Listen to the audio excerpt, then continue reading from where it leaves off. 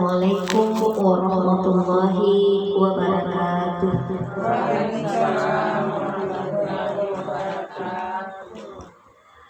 Alhamdulillahirabbil alamin wassalatu wassalamu ala asrafil anbiya'i wal mursalin sayyidina Muhammadin wa ala alihi washabbihi ajmain. Rabbi ishrah li sadri wa yassir li amri wahlul 'uqdatam min lisani yafqahu qawli. Yang terhormat Ibu RW 02 Kelurahan Mulia Buku, Ibu Nurmayani, yang senantiasa mengikuti pengajian kita, yang kami hormati Ketua Majelis Taklim Miftahul Jannah Ibu Hajarana, ibu-ibu yang dimuliakan oleh Allah Subhanahu wa taala. Mari sama-sama kita tiada henti-hentinya memanjatkan puji syukur kehadirat Allah Subhanahu wa taala karena atas limpahan rahmat, taufik dan hidayahnya kepada kita semua, sehingga kita masih diberi kesehatan, kekuatan dan kesempatan oleh Allah untuk kita bersama-sama di tempat ini guna mengikuti kegiatan rutin kita setiap Jumat sore. Semoga setiap langkah kaki ibu-ibu menuju tempat ini dinilai baik oleh Allah, menjadi penghapus dosa dan pengangkat derajat kita di hadapan Allah Subhanahu wa taala. Amin. Salawat serta salam senantiasa kita haturkan kepada junjungan kita Nabi besar Muhammad sallallahu alaihi wasallam, nabi yang diutus ke dunia ini sebagai rahmatan lil alamin. Ibu-ibu yang dirahmati oleh Allah, jadi pada sore hari ini saya akan memberikan kultum tentang balaslah keburukan dengan kebaikan. Kita dalam kehidupan sehari-hari ini pasti ada saja orang-orang yang membenci kita, ya. Ada saja orang-orang yang zalim terhadap kita, ya. Ada orang-orang yang melakukan hal-hal buruk terhadap kita, baik berupa hinaan, cobaan atau cacian, ya. Namanya hidup ini kita tidak bisa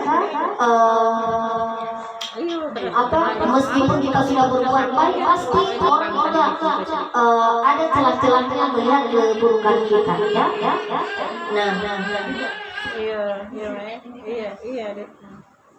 Nah, bagaimana kita kalau ibu misalnya mendapat seperti itu, misalnya kalau kita digibahkan oleh orang atau kita difitnah oleh orang, kita pokoknya yang jelek-jelek kita digosipkan begitu. Apakah ibu marah? Marah lah.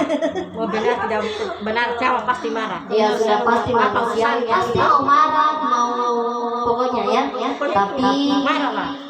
Ibu-ibu benar tidak yang benar, jangan mengosipkan orang. Kalau yang kuat imamnya tidak. Iya, yang kuat imamnya tidak, ya.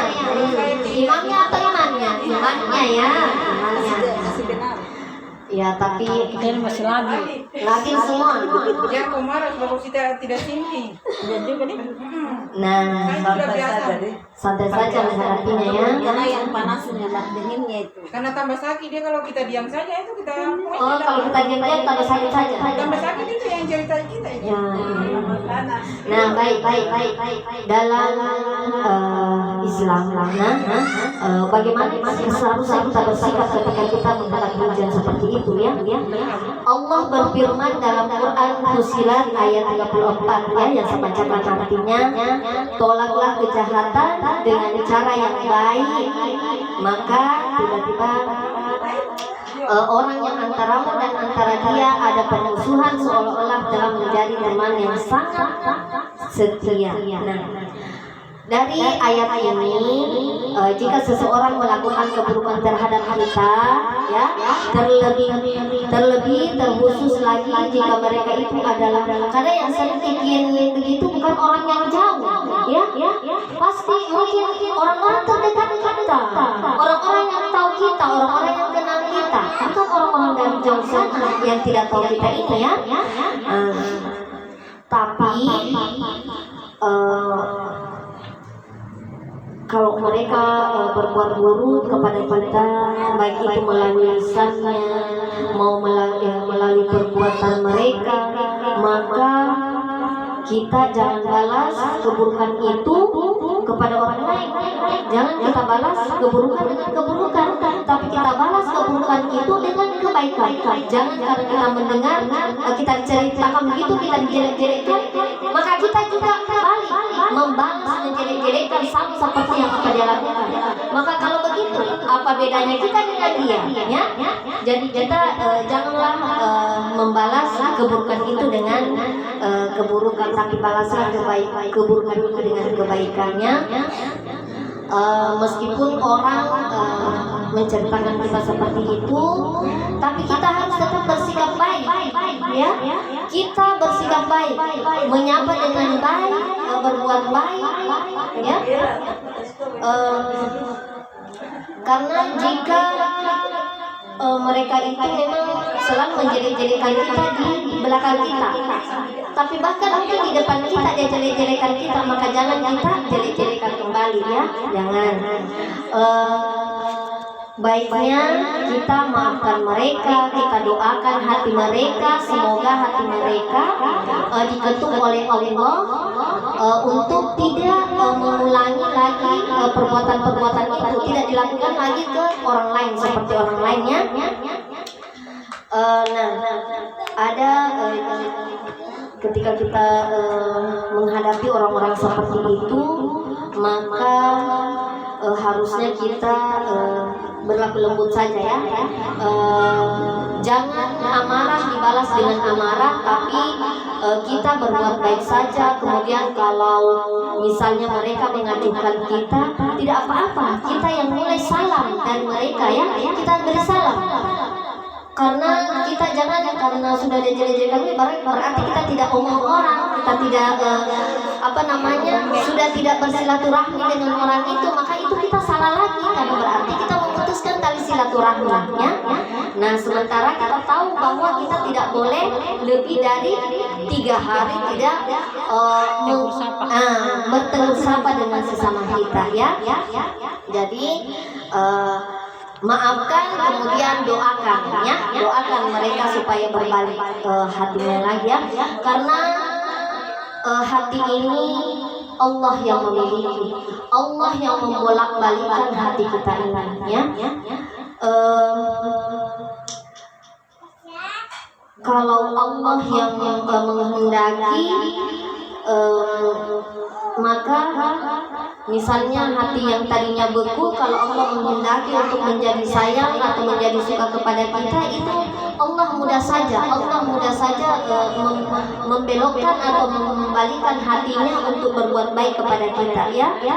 Jadi inti dari kultum saya pada sore hari ini, jangan kita balas keburukan dengan keburukan, kita balas keburukan dengan kebaikan.